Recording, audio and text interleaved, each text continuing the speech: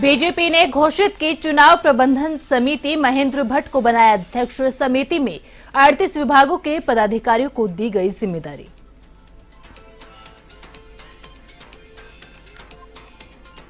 लोकसभा चुनाव के मद्देनजर निर्वाचन आयोग तैयार। जसपुर में एसडीएम ने क्षेत्र के बूथों का किया निरीक्षण, बूथों की खामियों को दुरुस्त करने के दिए आदेश।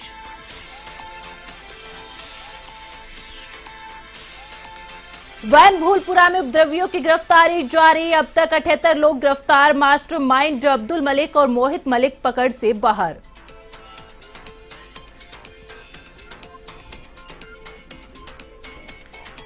राजीव गांधी अंतर्राष्ट्रीय स्टेडियम की जिम्मेदारी अब राज्य सरकार के पास। सरकार कर रही है राष्ट्रीय खेलों की तैयारी। अक्टूबर और नवंबर में होंगे राष्ट्रीय खेल।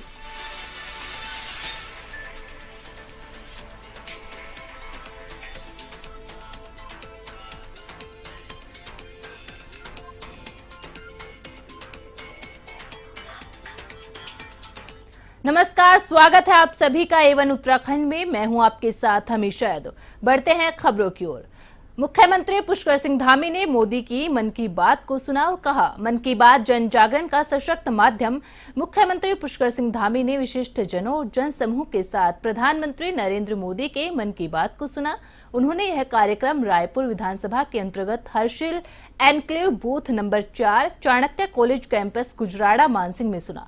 इस मौके पर सीएम पुष्कर सिंह धामी ने कहा, प्रधानमंत्री मोदी की मन की बात जन जागरण का एक सशक्त माध्यम है और लोगों पर इनका अत्यंत सकारात्मक प्रभाव पड़ता है। साथ ही कहा कि मन की बात में समय समय पर उत्तराखंड की कई विभूतियों, पर्यटक स्थलों आदि को भी स्थान मिला। पुष्कर सिंह धामी ने कहा, एक बार फिर प्रधानमंत्री मोदी ने अपने ओजस्वी विचारों से देशवासियों के हृदय को छूने का कार्य किया है। उन्होंने कहा कि प्रधानमंत्री ने मन की बात में अलग अलग प्रकार और अनेक विषयों को रखा है। साथ ही कहा कि लोगों का आह्वान किया कि प्रधानमंत्री ने सफलता के जो मंत्र मन की बात कार्यक्रम में उल्लेख किए हैं, उन्हें आप सभी अपने जीवन में आत्मसात करेंगे।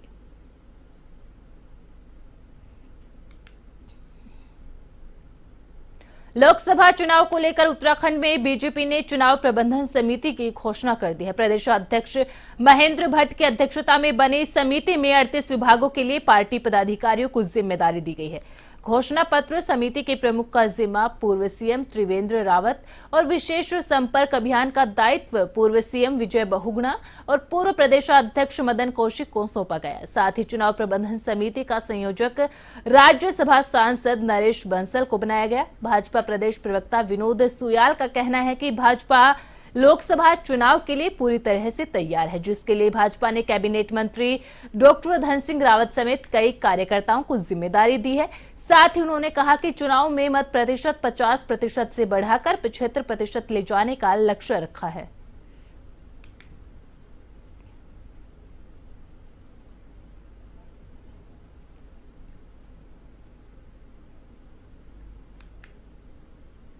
देहरादून के उत्तरांचल प्रेस क्लब में राष्ट्रवादी रीजनल पार्टी में अनेक अलग अलग वर्गों से आए लोगों ने पार्टी की सदस्यता ग्रहण की। पार्टी के संयोजक शिव प्रसाद सेमवाल ने बताया कि लगभग 150 लोगों ने पार्टी की सदस्यता ग्रहण की है। साथ ही कहा कि सारी रीजनल पार्टी को एकजुट करके आगामी लोकसभा चुनाव को लेकर तैयारी की जाएगी।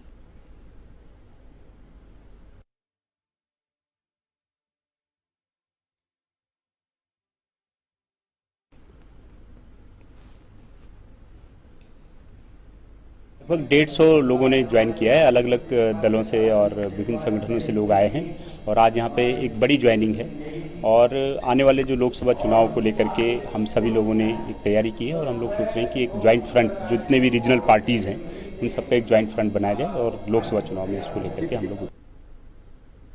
ऋषिकेश में श्री साई गंगा सेवा समिति ने भव्य साई पालकी का आयोजन किया। शहर में निकाली गई साईं बाबा की पालकी के दर्शनों के लिए श्रद्धालुओं की भीड़ जगह जगह उमड़ती हुई दिखाई दी। श्रद्धालुओं ने बाबा की पालकी पर पुष्प वर्षा करके स्वागत किया। इस दौरान बाबा के भजनों पर श्रद्धालु नाचते हुए भी देखे गए। श्रद्धालुओं ने बाबा की पालकी को अपने कंधों पर उठाकर पुण्य लाभ भी कमाया। बाबा की पालकी साई घाट से शुरू होकर शहर के विभिन्न मार्गों से होती हुई त्रिवेणी घाट पहुंची।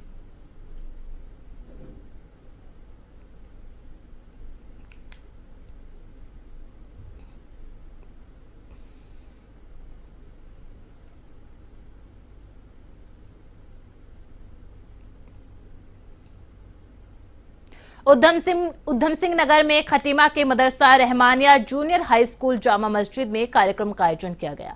इमाम हजरत सैयद इरफान रसूल मियां की अध्यक्षता में सालाना तालीमी कॉन्फ्रेंस और जश्न दस्तार बंदी बड़ी शान और शौकत के साथ मनाया गया। कार्यक्रम में मदरसे से फारिग होने वाले 11 बच्चों को हिफ्ज की डिग्री के साथ सम्मान देकर विदा किया गया और उन्हें शुभकामनाएं देते हुए उनके उज्जवल भविष्य की कामना की गई। जलसे में पैगाम दिया गया कि समाज में बेहतरीन इंसान बनने के लिए इल्म सिखाना बेहद जरूरी है।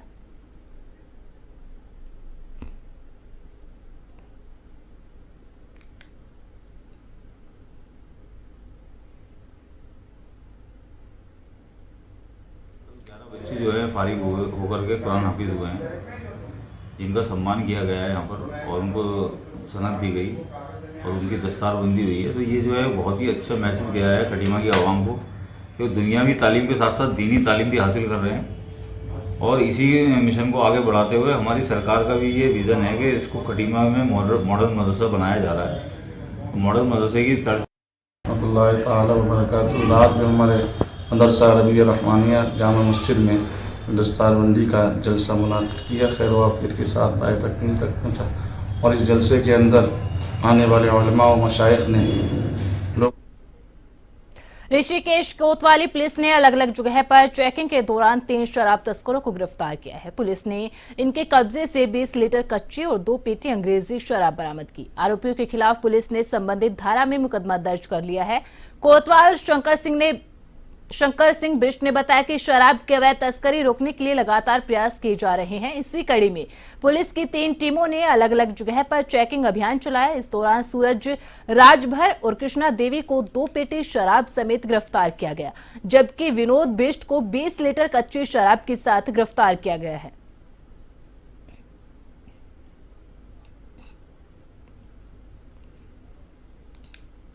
केंद्रीय मंत्री किरेन रिजिजू लैंसडाउन के भ्रमण पर रहे। इस दौरान लैंसडाउन में वेदर रडार का लोकार्पण किया। साथ ही मंत्री रिजिजू ने विश्व प्रसिद्ध भैरवगढ़ी मंदिर के दर्शन कर पूजा अर्चना की। भ्रमण के दौरान मंत्री रिजिजू ने स्थानीय लोगों से बातचीत की और कहा, अरुणाचल प्रदेश की भांति उत्तराखंड भी शानदार प्राकृतिक नजारों से भरपूर है। उत्तराखंड धार्मिक पर्यटन के साथ ही अन्य पर्यटन को भी बढ़ावा देने की जरूरत है।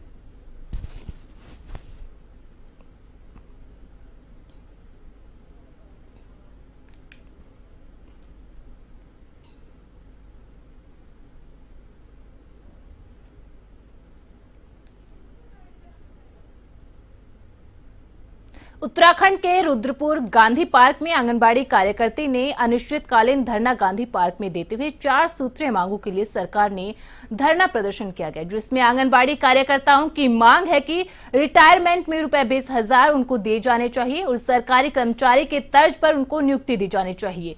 सारा कार्य आंगनबाड़ी ने किया है, लेकिन उसके बाद भी सरकार उनके साथ सौतेला व्यवहार कर रही है। इसको लेकर आंगनबाड़ी कार्यकर्ता रविवार को गांधी पार्क में धरने पर बैठकर सरकार के खिलाफ नारेबाजी कर रही है।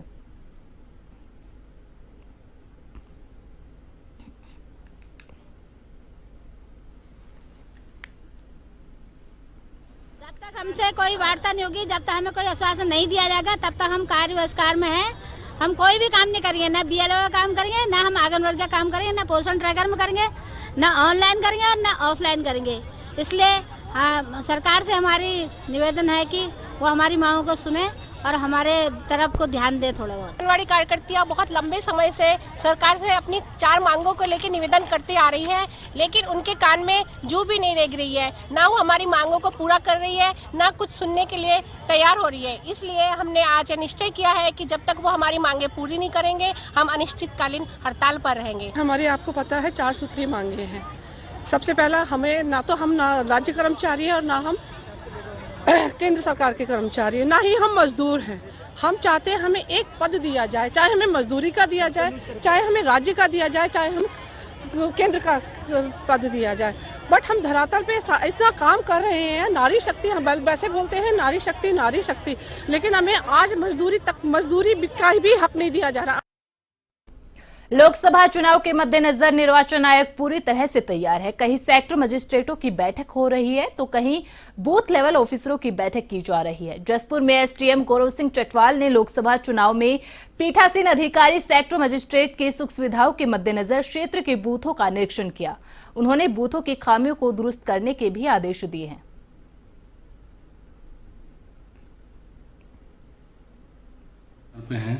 तो उसके लिए हम जो है सभी बूथों का निरीक्षण किया जा रहा है। तो उसमें जो वहाँ पे देखा जा रहा है कि आगामी चुनाव को देखते हुए वहाँ पे जो सुविधाएं हैं जो पीठासीन अधिकारी और जो टीम को मिलनी चाहिए निर्वाचन वाली, तो उसके लिए रावत और किरण रिजिजू उतरे मैदान में।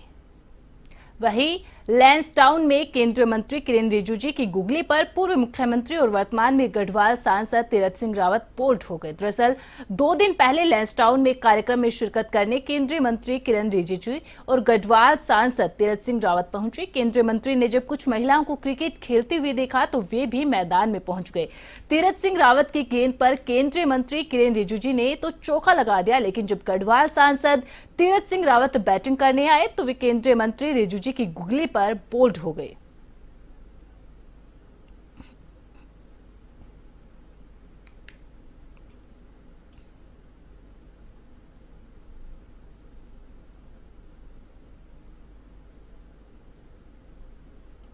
देहरादून के राजीव गांधी अंतर्राष्ट्रीय स्टेडियम की जिम्मेदारी अब केंद्र सरकार से हटकर राज्य सरकार के पास आ गई है। खेल मंत्री रेखा आर्य ने कहा कि राजीव गांधी अंतर्राष्ट्रीय स्टेडियम का दायित्व प्रदेश सरकार के पास आना अक्टूबर और नवंबर माह में होने वाले राष्ट्रीय खेलों की तैयारियों के लिए एक बढ़ता हुआ कदम है। उन्होंने कहा, हमारी कोशिश रहेगी कि उस स्टेडियम को अच्छी तरह से ठीक करते हुए उसे बच्चों के लिए उपयोगी बनाया जाए।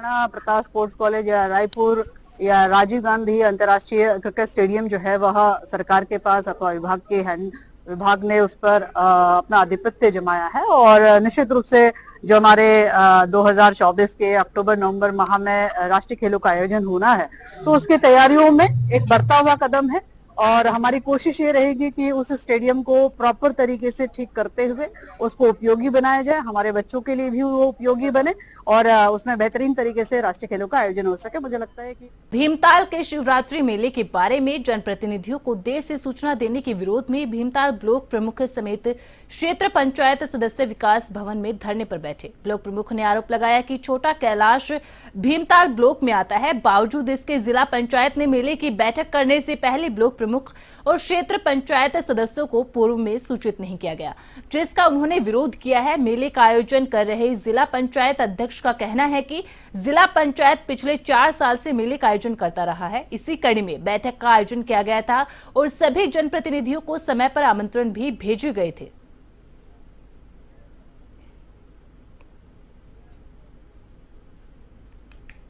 सर में लग चुकी है, जो चाहते हैं कि प्रशासन की आड़ पर हम लोग उस मंदिर पे जो भी चढ़ावा आए, जो भी और धंधे उनसे हो सके वो करें। तो मेरा ये मानना है कि हम ऐसे के विरोध करते हैं, क्योंकि इन्होंने कल रात 8:30 बजे हम लोगों को कागज भेजे हैं कि आज बैठक है। मैं समझता हूँ कितनी भी अर्जेंट बैठक हो तो कम से कम 1 दिन पहले का समय देना चाहिए, पर कम से कम जब हमारे जनप्रतिनिधि कह रहे हैं कि हमें सूचना नहीं दी गई है। सूचना डाक द्वारा दी गई है, किसी को नहीं मिली। अभी अंदर भी बैठक में चर्चा हुई कि हमें रात तक मिला, क्योंकि बहुत जल्दीबाजी में ये बैठक की गई है, क्योंकि आचार संहिता लगने वाली है और फिर कभी मैं भी 1-2 तारीख को यहाँ पे नहीं हूँ, इसलिए शॉर्ट आउट में आज ये बैठक रखी गई। तो जितना भी हमारे जिला पंचायत के अधिकारी द्वारा देहरादून में 20 सूत्रीय कार्यक्रम और कार्यान्वयन समिति के उपाध्यक्ष ज्योति प्रसाद कोरेला ने अधिकारियों के साथ बैठक की। बैठक में उन्होंने प्रधानमंत्री ग्राम सड़क योजना पर तेजी से काम करने और पीएम मोदी की विभिन्न विकास योजनाओं को लेकर अधिकारियों को अधिक सक्रिय रहने के निर्देश दिए। उन्होंने 20 सूत्रीय कार्यक्रम को विकासखंड स्तर तक अनुसरण कर विकास खंडों को रैंकिंग किए जाने की भी बात कही। बैठक में एनआईसी राज्य इकाई के सहयोग से विकसित 20 सूत्रीय कार्यक्रम की नवनिर्मित वेब एप्लीकेशन का भी प्रस्तुतिकरण किया गया, जिसमें अब सीधी मासिक प्रगति रिपोर्ट जनपदों के विभिन्न विभागों के नोडल अधिकारी प्रविष्ट करेंगे तथा प्रत्येक संकेतक के डाटा प्रमाणीकरण का कार्य विभागाध्यक्ष स्तर से किया जाएगा।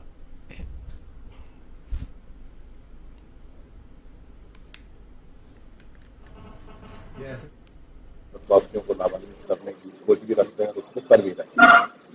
उन सब विषयों पर विभाग में बहुत गंभीरता से उनका एग्जीक्यूशन हो पाया। प्रधानमंत्री जी जो संकल्प गरीब कल्याण के संकल्प है, उनके कृषि कल्याण के संकल्प है, उनके जो युवाओं के संकल्प है, उनके जो नारी शक्ति के लिए जो संकल्प है। हल्द्वानी के वनभूलपुरा में हुए उपद्रव के बाद उपद्रवियों की गिरफ्तारी का सिलसिला जारी है।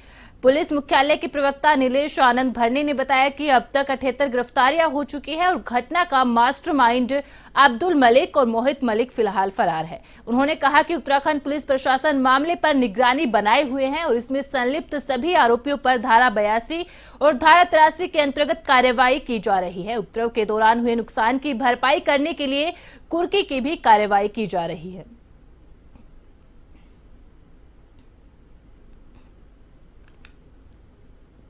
जो है बनपुलपुरा हल्द्वानी उपद्रवी दंगे में अब तक 3 एफआईआर में जो है 78 लोग अब तक गिरफ्तार हुए हैं और जो है इसमें 2 जो मुख्य अभियुक्त है मास्टरमाइंड जो है जो अब्दुल मलिक है और उसका जो है मोहित मलिक, दोनों अभी फरार है और जो है इसमें अभी तक जो है कुर्की की कार्रवाई भी 82-83 की इसमें चल रही है और दोनों पे जल्द ही जो है इनाम की कार्रवाई जो है जिला पुलिस इसमें करेगी। सभी तथ्य जो है पब्लिक से भी आह्वान किया गया है कि किसी के पास अगर कोई इस तरीके की कोई एविडेंस हो तो वो भी पुलिस के पास दे और पूरी तरह जो है फेयरली ट्रांसपेरेंटली इन्वेस्टिगेशन इसमें की जा रही है। और इसके अलावा प्रशासन के द्वारा भी जो है पुलिस के साथ मिलकर जो है इसमें 120 जो है वो लाइसेंस निरस्त किए गए। इसके अलावा जो है खनन के पट्टे भी 20 लोगों के थे जो इसमें इस मामले जो है वो कहीं डायरेक्टली इनडायरेक्टली अगर कहीं लिंक रहे होंगे तो वो भी निरस्त कराए गए। तो पुलिस बेहद सख्ती से जो है इस घटना को लेते हुए शुरू से ही जो है इस घटना में जो भी लोग संदिग्ध, जो भी लोग इसमें इन्वॉल्व रहे उन पे लगातार पुलिस कार्रवाई कर रही है। लोकसभा चुनाव को देखते हुए कांग्रेस सभी स्तर पर अपनी तैयारी करने में जुट चुकी है। जहां एक और कांग्रेस अपने संगठन के विस्तार में काम कर रही है तो वहीं एनएसयूआई भी संगठन के लोगों को चुनाव के लिए जिम्मेदारी सौंपने का काम कर रहा है। देहरादून के प्रदेश कांग्रेस कार्यालय में एनएसयूआई द्वारा महानगर के समस्त महाविद्यालय की इकाई का गठन किया गया। एनएसयूआई के प्रदेशाध्यक्ष विकास नेगी ने कहा, आने वाले समय में होने वाले कार्यक्रमों के लिए इकाइयों का मार्गदर्शन किया जाएगा।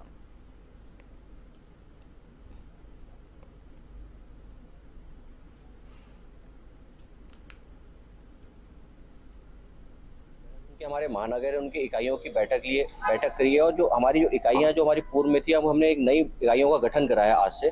तो आने वाले समय में जो हमारे कार्यक्रम होंगे उनको लेके हमने इकाइयों को हमने मार्गदर्शन कराया। अब आने वाले समय में जो हमारी इकाइयां हैं वो महाविद्यालयों में अपने कार्यक्रम करेंगी, इसको लेके हमने बैठक करी थी। साथ ही जो हमारा एक महत्वपूर्ण था कि हमें पूरे प्रदेश में अपनी इकाइयां घोषित करनी है कि जो भी संगठन होता है उसके लिए इकाइयां बहुत महत्वपूर्ण होती है, इसलिए हमने इकाइयों का गठन पे हम जोर दे रहे हैं। तो हमने जैसपुर सामुदायिक स्वास्थ्य केंद्र में आशा कार्यकर्ताओं का धरना जारी है। आशा कार्यकर्तियों का वेतन वृद्धि की मांग को लेकर पहले सामुदायिक स्वास्थ्य अधीक्षक को ज्ञापन सौंपा और 2 दिवसीय धरना प्रदर्शन का अल्टीमेटम दिया था। बाद में वे अपनी मांगों को लेकर 2 दिन से धरने पर बैठी और प्रदर्शन कर रही है। जैसपुर आशा यूनियन की नगर अध्यक्ष बबीता कश्यप ने बताया कि यदि सरकार ने अभी भी मांगे नहीं मांगी गई तो आगामी समय में अनिश्चितकालीन धरने पर चले जाएंगे, जिसकी पूर्ण जिम्मेदारी शासन प्रशासन की होगी।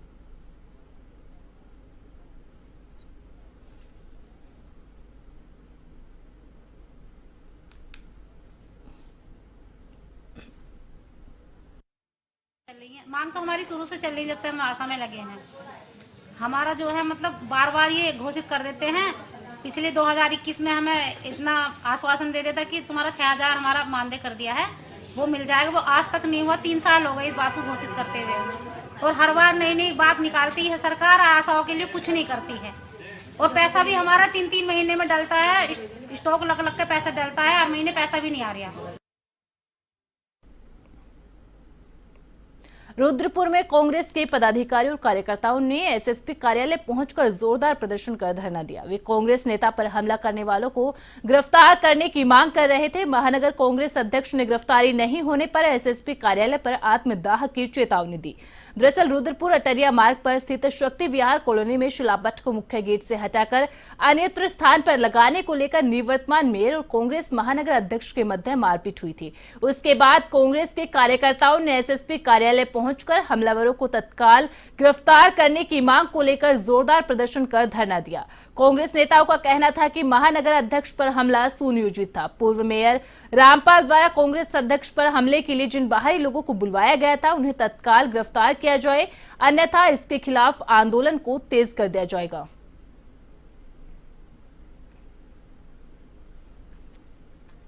नहीं है, ये दो पक्षों का विवाद है। इसमें दोनों पक्षों से तहरीर मिली है जिसमें एक जैसे आरोप लगाए गए हैं।